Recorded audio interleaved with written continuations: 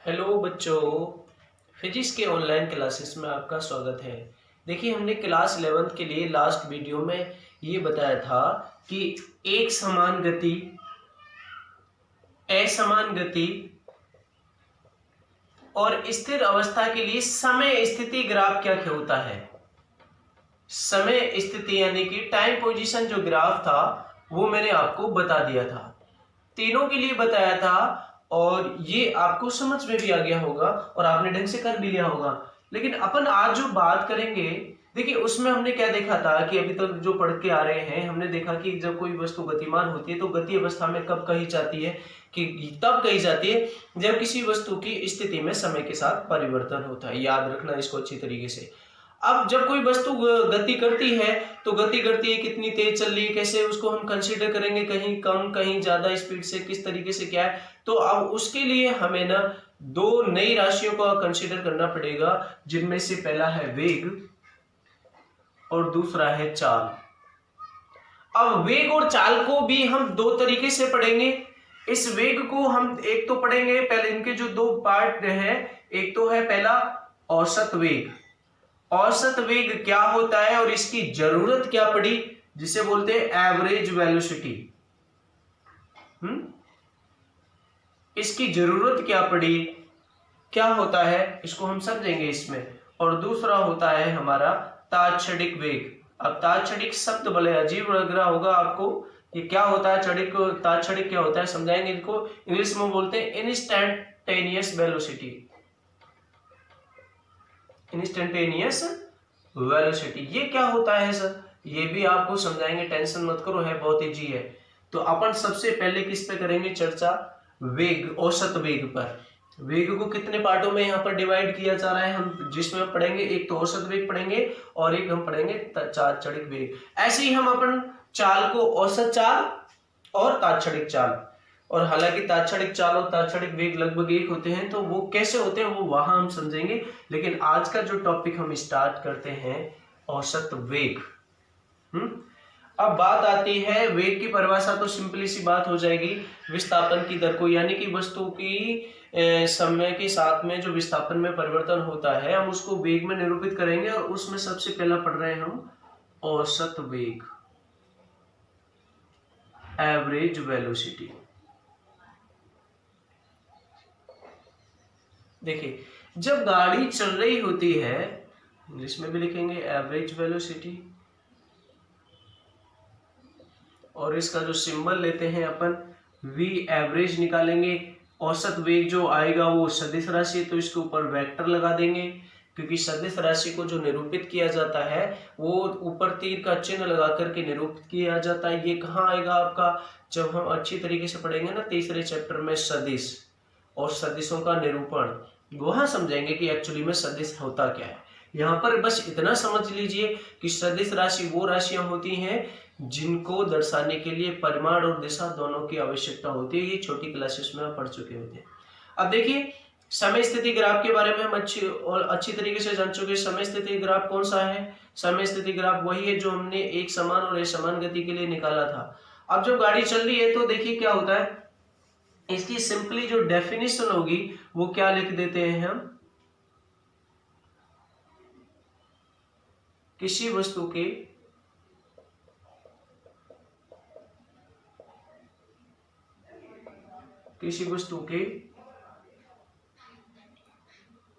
कौन सी वस्तु, गतिमान वस्तु। तो ऐसे भी लिख सकते हैं, किसी गतिमान वस्तु के कुल विस्थापन व उसमें लगे समय, कुल समय के अनुपात को क्या कहते हैं हम, औसत वेग, एवरेज वेलोसिटी में डिफाइन करते हैं, औसत वेग कहते हैं। और सिंपली की बात करें, वेग किसे कहते हैं, साधारण रूप से वो भी आप अलग से नोट कर लोगे कि विस्थापन की दर को हम क्या कहते हैं, है ना। विस्थापन में जो परिवर्तन होता है, विस्थापन में परिवर्तन की जो दर होती है वो क्या कहलाती है, हमारा वेग कहलाती है। अब बात आती है कि औसत वेग की क्यों जरूरत पड़ी। देखिए कि मान के चले कोई गाड़ी चल रही है, और अपन जो बात कर रहे हैं वो चैप्टर कौन सा चल रहा है, तीसरा चल रहा है, और चैप्टर 3 का नाम क्या है, सरल रेखीय गति या एक विमेय गति, motion in a straight line, ये आपको पता है सरल रेखीय गति। और सरल रेखीय गति की बात कर रहे हैं तो एक विमा में होगी, एक दिशा में होगी, एक रेखा के अनुदिश होगी। ये चैप्टर हमारा चल रहा है, ये आपको अच्छी तरीके से पता है। इसी के बारे में कंसीडर करेंगे, इसी के बारे में बात करेंगे हम, एक विमेय के बारे में, एक दिशा के बारे में। तो देखिए मान लो कोई गाड़ी चल रही है और वो एक सरल रेखा के अनुदिश जा रही है। अब वो सरल रेखा या सड़क पर जा रही है और वो कितनी भी लंबी हो सकती है सड़क। अपन बात करते हैं कि शुरुआत में मान के चले कि पहले एक गाड़ी 1 सेकंड में यहाँ से स्टार्ट करी, चलना स्टार्ट करी, और चल जब तक वो रुकी हुई है तो प्रारंभिक वेग कितना हो जाएगा इसका 0। प्रारंभिक वेग कितना हो जाएगा जब वो रुकी हुई है तो 0, u बराबर 0, क्योंकि रुकी हुई है ना, ध्यान रखना। अब उसके बाद में हम जानते हैं कि 1 सेकंड के बाद में वो कितने मीटर चल गई, 2 मीटर चल गई, तो उसका वेग कितना होगा। आप सीधी सिंपली की बात करते हैं, वेग बराबर यानी कि विस्थापन में परिवर्तन की जो दर होती है उसको हम क्या कहते हैं, वेग कहते हैं। तो विस्थापन बटे समय अंतराल, विस्थापन कितना है 2 मीटर और इसका समय कितना 1 सेकंड, तो 2 मीटर प्रति सेकंड वेग हो गया। अब मान के चलते हैं अगले 1 सेकंड में वो चल देती है 4 मीटर चल देती है, तो यहाँ पर वेग कितना हो जाएगा इसका, 1 सेकंड की बात करें, अंतराल सभी 1 सेकंड ले रहे हैं हम, तो यहाँ पर तो वेग आया आपका 2 मीटर प्रति सेकंड और यहाँ पर आया आपका 4 मीटर प्रति सेकंड। अब वो अगला मान लो अगले सेकंड में वो फटाफट से चल देती है, कितना चल देती है, 1.5 मीटर आ जाती है लौट के। 1 सेकंड का अंतराल है, ये भी है ना, समझाने के लिए बात कर रहा हूं मैं, है ना। ये लिखूंगा अभी लास्ट में कि हमें औसत वेग की जरूरत क्यों पड़ी।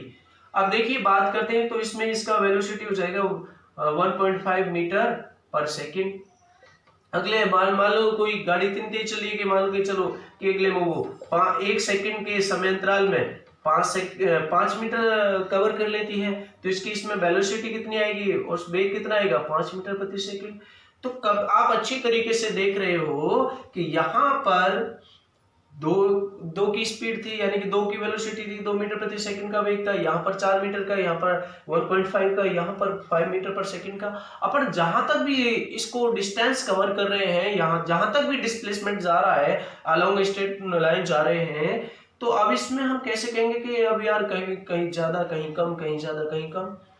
तो आपको पता है कि इन सभी वैल्यू का हम एवरेज निकालेंगे, ये जितनी भी वैल्यू है, और एवरेज कैसे निकालते हैं आपको पता है ना। तो उस एवरेज के लिए हम क्या करते हैं, इस तरीके से कैसे एवरेज निकालते हैं ये आपको अच्छी तरीके से पता है कि मान लो आपको कोई भी अलग अलग संख्या दे रखी है और आपसे पूछे सबका औसत कैसे निकालेंगे, तो आपको पता है सबको जोड़कर उतने का ही भाग देते हैं जितनी संख्या होती है। तो इसलिए जब कोई भी गाड़ी कभी कम कभी तेज वेग से चल रही होती है ना, तो उसमें जो वेग में परिवर्तन होता है, तो हम उसका सही मान ज्ञात करने के लिए जब कोई भी गाड़ी एक सफर में जा रही होती है तो वो अलग अलग डिफरेंट वेलोसिटी से चलती है, कहीं कम कहीं ज्यादा। तो सभी के लिए हम उसका टोटली फर्स्ट और लास्ट पॉइंट के लिए निकालते हैं, तो हम सबका एवरेज निकालते हैं कि एवरेज इतनी स्पीड से है। मान के चलते कहीं 40 की स्पीड से जा रही है, जैसे हम बात करते हैं अपनी गाड़ियों की, तो वो किलोमीटर प्रति आवर में चलती है, उनका मीटर प्रति सेकंड नहीं लगा होता मीटर में। तो कहीं कहते हैं ना 40 की स्पीड है, कहीं 50 की, कहीं 60 की, तो भैया एवरेज कितना निकला। तो एवरेज आप अच्छी तरीके से जानते हैं निकालना, कैसे निकालेंगे। तो यहाँ पर आपको फॉर्मूला दिया जाएगा, तो वो फॉर्मूला क्या होगा ये पता चल गया। औसत वेग क्यों लेते हैं वो मैं आपको लिखूंगा। वेग देखिए क्या साधारण डेफिनेशन क्या हो जाएगी वो भी लास्ट में लिखूंगा मैं, कि विस्थापन में परिवर्तन की जो दर होती है वो वेग कहलाती है। और औसत वेग किसके लिए होता है ये देखिए जरा, तो क्या होगा बेटा देखो, अतः औसत वेग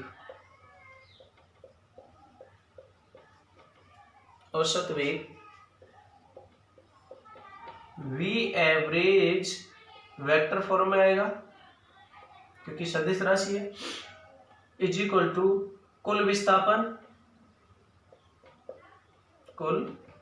विस्थापन x मान सकते हैं, डेल x मान सकते हैं, कितना भी मान सकते हैं, डेल x मान लीजिए, s भी मान सकते हैं, डेल x, और ये विस्थापन है तो इस पर भी सदिश राशि लगा देंगे, बटे समय अंतराल, बटे समय अंतराल।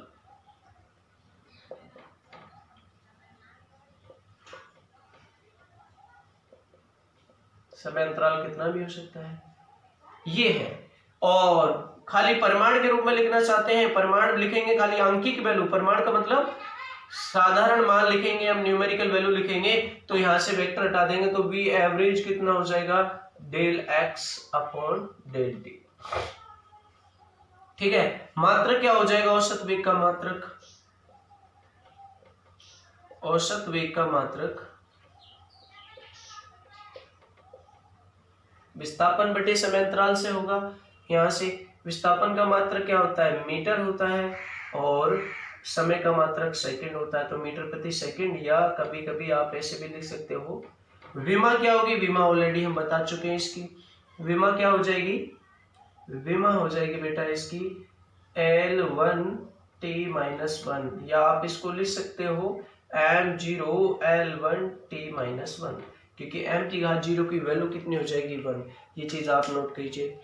इसके बाद में हम औसत वेग को क्यों ले रहे हैं, इसकी लाइन को हम लिख देते हैं नोट करके, और फिर इसको ग्राफ पर भी शो करेंगे कि ग्राफ पर कैसे आएगा।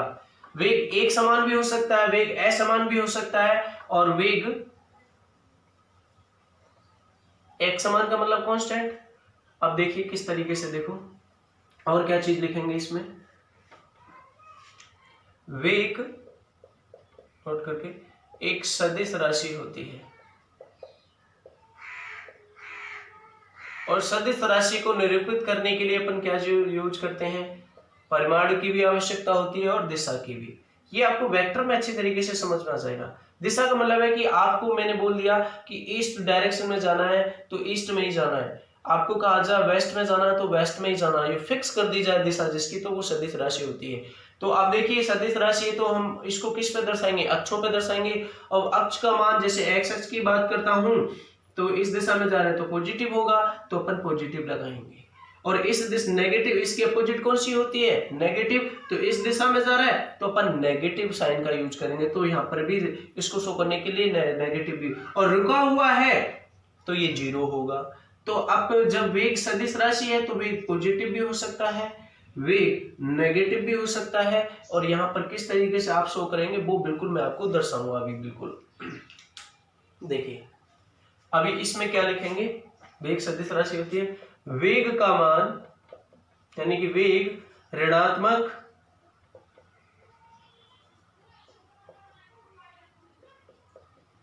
कौमा धनात्मक या शून्य, 0 शून्य भी हो सकता है।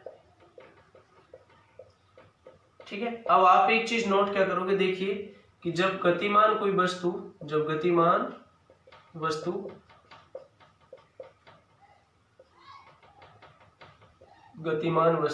अलग अलग वेग से, अलग अलग समय अंतराल में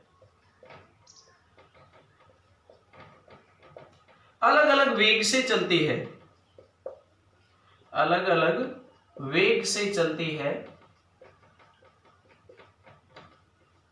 तो पूरी यात्रा के लिए हम उसी गाड़ी के लिए ना औसत वेग निकालते हैं, गाड़ी का या वस्तु का औसत वेग निकालते हैं, औसत वेग निकालते हैं।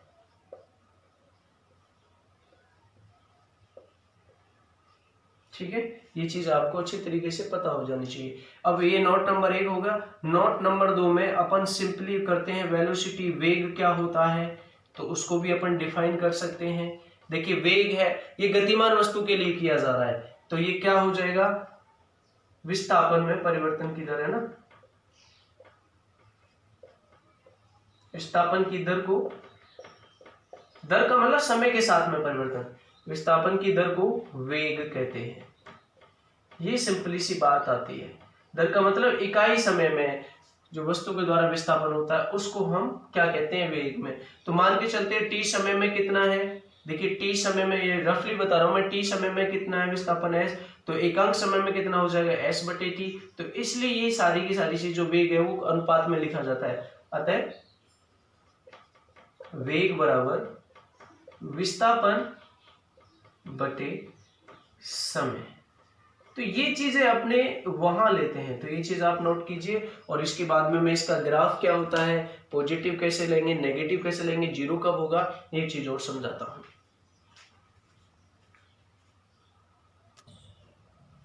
देखिए बेटा, औसत वेग का ग्राफ है, निरूपण क्या होगा, औसत वेग का ग्राफी निरूपण, ग्राफिकल रिप्रेजेंटेशन कैसे होगी। अब आपको पता है कि जो वेग में जो दो राशियां आ रही हैं, दो कौन कौन से, विस्थापन और समय। तो सीधी सी बात है कि एक अक्ष पर हम विस्थापन लेंगे और एक अक्ष पर समय लेंगे। तो इस वाले अक्ष पर हम विस्थापन ले लेते हैं y अक्ष पर, और इस अक्ष पर अपन क्या ले लेते हैं, समय। s या x कुछ भी ले सकते हैं, इस पे तो लेंगे हम समय। और यहां से एक बहुत ही इंपॉर्टेंट बात निकल के आने वाली है, ये जो मैंने आपको अवकलन में समझाई थी। और इस अक्ष पर लेंगे हम विस्थापन। अब देखिए, अब हम किसके लिए बात कर रहे हैं, एक समान वेग के लिए बात कर रहे हैं, एक समान वेग के लिए। वैसे तो एक समान के लिए, एक समान वेग का मतलब एक समान गति से हो जाएगा, जैसा उसमें ग्राफ आया था वैसे इसमें आएगा, स्ट्रेट लाइन आएगा। तो वो तो चीज मैं आपको बता चुका हूं। एक समान वेग के लिए लेते हैं हम, देखिए कैसे।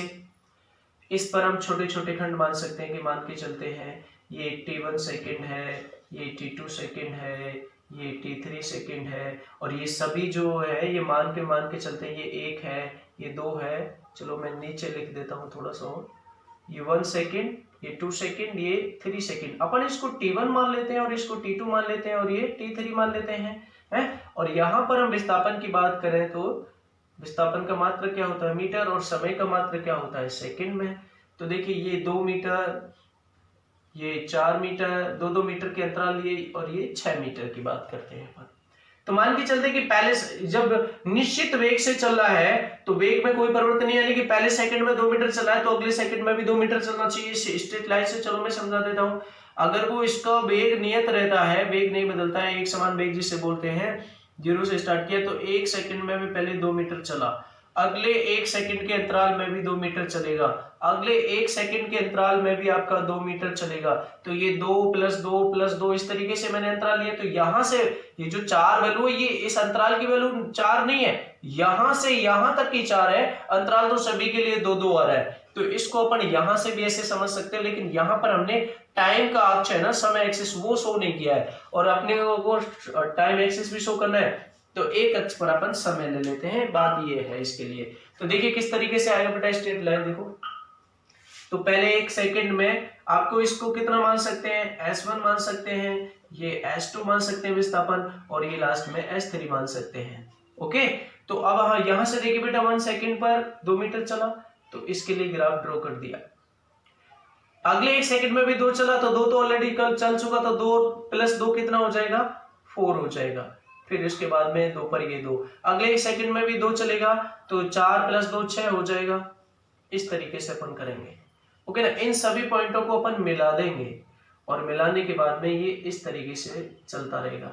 अगर ये एंगल यहाँ पर थीटा है तो सबके लिए। अब अपने को यहाँ पर औसत वेग शो करना है, तो मान के चलते कोई सा भी अंतराल ले लीजिए, ये अंतराल ले लीजिए आप, और ये अंतराल ले लेंगे, तो ये आपका इसके समांतर होगा, ये वाला इसके, और ये वाला यहां पर विस्थापन का जो अंतराल होगा इसके लिए बराबर ये यहां पर होगा। ये थीटा है तो ये भी थीटा होगा, क्योंकि ये आपके संगत कोण बैठते हैं।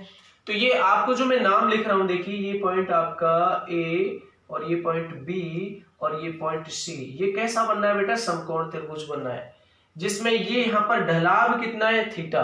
तो यहाँ पर देखिए ये अंतराल, ये यहां से यहां तक मुझे ये अंतराल चाहिए, तो ये इसको निकालने के लिए मुझे क्या करना पड़ेगा, यहां से यहां तक कितना है, S2, और यहां से यहां तक कितना S1, तो इस पूरे में से मैं इतना घटा देता हूं S2 में से, पेन के मेरे देखना डॉट कहां रख रहा हूं, ये यहां से यहां तक S2, इस पूरे S2 में से मैं ये इतना S1 लेस कर देता हूं, तो ये कितना बचेगा मुझे डेल S, यानी कि ये चीज जितनी बचेगी उसके समांतर ये है, तो ये मुझे मिला S2 माइनस S1। इसको मैं डेल S से भी दर्शा सकता हूं और कभी कभी मैं डेल X भी लिख देता हूं, तो दिक्कत नहीं होनी चाहिए।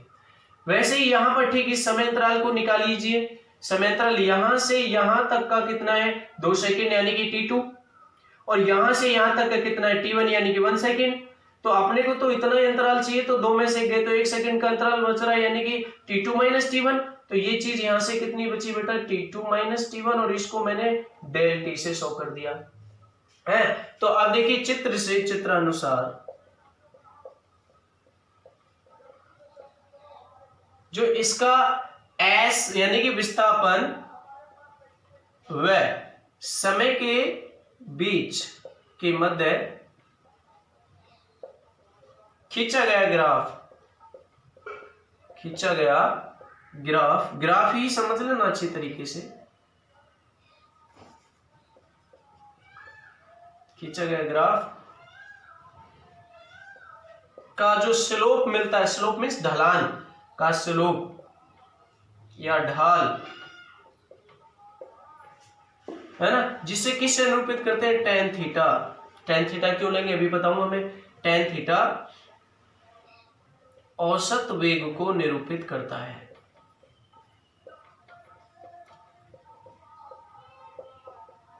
औसत वेग को निरूपित करता है। तो देखिए बेटा कैसे, क्योंकि औसत वेग का फॉर्मूला अभी आपने निकाला है, औसत वेग is equal to del S या del X upon del T। ये चीज हम पढ़ चुके हैं औसत ऑलरेडी, तो इतना आना चाहिए। अब इस समकोण त्रिभुज से देखिए, चित्र में समकोण त्रिभुज ABC से tan थीटा बराबर कितना होगा, लंब बटे आधार, और लंब कौन सा है थीटा के सामने वाली भुजा, और आधार कौन सी नीचे, यानी कि आपको लंब कौन सा मिला बेटा BC, और आधार कौन सा मिला AB, क्योंकि 90 डिग्री के सामने वाली तो कर्ण रहती है, और BC लंब कितना है अपना सामने दे रखा है डेल X या डेल S, और AB कितना है अपना डेल T। तो ये देखिए tan थीटा भी किसके बराबर आया del X upon del T, और अपना औसत वेग का फॉर्मूला भी कितना है del X upon del T।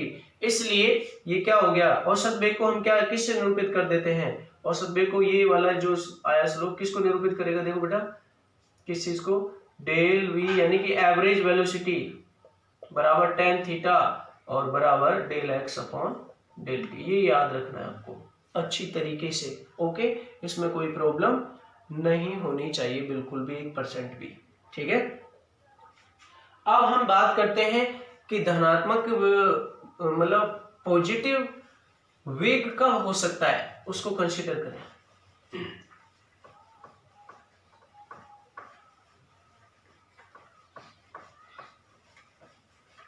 देखिए विस्थापन आपकी सदिश राशि और वेग भी सदिश राशि है। अगर विस्थापन पॉजिटिव हुआ तो आपका धनात्मक वेग भी क्या होगा, धनात्मक यानी कि पॉजिटिव वेलोसिटी के लिए क्या होगा, ग्राफ से ही समझ लेते हैं। यदि विस्थापन पॉजिटिव दिशा में हो, पॉजिटिव दिशा में हो, तो वेग भी क्या होगा बेटा, पॉजिटिव होगा। पॉजिटिव को मैं ऐसे लिख रहा हूं, पॉजिटिव होगा। अब ग्राफ से कैसे शो करेंगे बेटा, अभी किस तरीके से देखिए, इस पर समय तो देखिए कभी नेगेटिव लेते नहीं है। अगर -5 सेकंड या मैं पांच जैसे -5 साल की बात करूं, -5 साल का मतलब 5 साल पहले का था, वो 5 साल पहले की कहानी चल रही है ना। अब इस पर हम क्या लेंगे, विस्थापन, और आपको पता है ये y एक्सिस होता है बेटा, ये ऊपर की तरफ तो होता है पॉजिटिव और नीचे की तरफ क्या होता है नेगेटिव साइन आपको पता है, नंबर संख्या जब हम शो करते हैं। तो देखिए मान के चलते एक समान वेग के लिए बात करते हैं, तो अगर समान समय में अंतराल में ये पॉजिटिव दिशा में जा रहा है तो ग्राफ कैसा आएगा, स्ट्रेट लाइन आएगा। तो ये किसके लिए होगा, पॉजिटिव वेग के लिए है। सेकंड, इसके बाद में ऋणात्मक वेग के लिए क्या करें तो हम क्या हो जाएगा, नेगेटिव वेलोसिटी के लिए इस बार विस्थापन किस दिशा में होगा,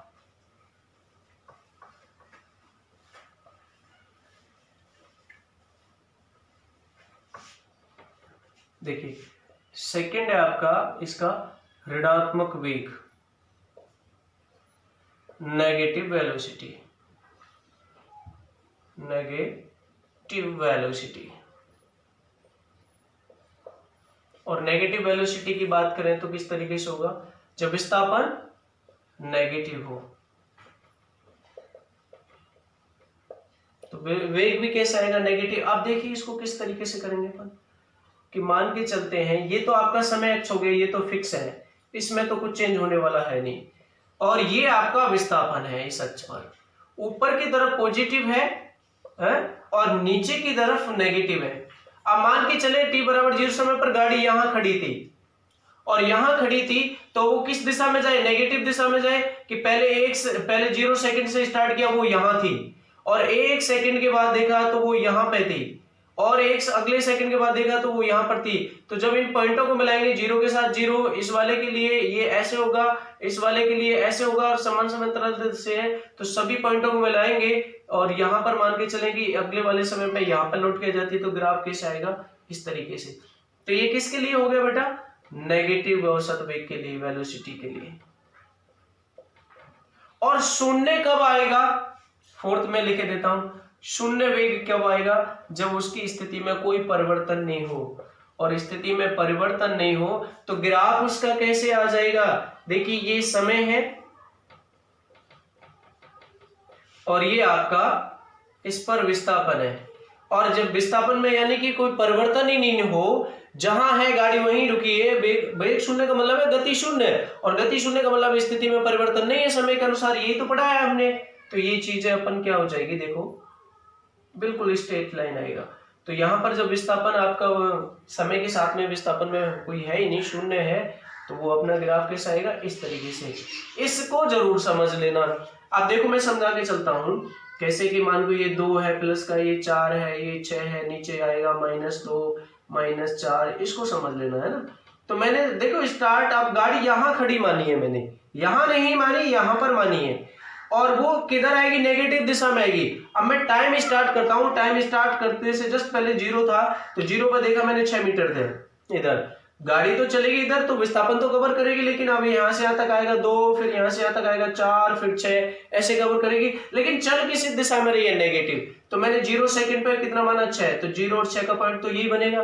अगले 1 सेकंड के बाद में कहा माना कि वो इधर आ गई, 4 पे आ गई नेगेटिव दिशा में चलते हुए, तो 1 और 4 के सामने मैंने ग्राफ की चाइन पॉइंटों को मिलाया। अब 1 सेकंड के बाद में वो और 2 चल गई, तो ये इधर मिलाया ग्राफ 2 के साथ, तो मैं 2 का हो गया, तो ये पॉइंट मिलाया। अब इन सभी पॉइंटों को मैंने मिलाया, और ये 3 सेकंड पर कहाँ गई, 0 पर आ गई थी, इधर आ रही है जब, तो ये 3 के सामने और ये 0 के सामने, तो इन सभी पॉइंटों को मिलाएंगे, आगे चले जाएंगे। अब मैं चौथे सेकंड की बात करता हूं ना, तो चौथा सेकंड यहाँ आएगा और -2 यहाँ आएगा, तो -2 ये अपने इसको पॉइंट को मिलाएंगे, तो ये हो जाएगा पॉइंट इसके साथ में, तो इसको आगे खींचेंगे तो ये ऐसे भी चला जाएगा आगे। तो ये आपका ऋणात्मक वेग का अर्थ होता है, ठीक है। और कल हम आपको औसत चाल के बारे में बताएंगे।